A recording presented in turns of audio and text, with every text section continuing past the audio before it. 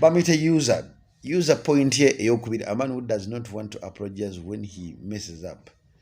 Omusajja atagala kwetunda ng'asobezza omuntu gwayagala.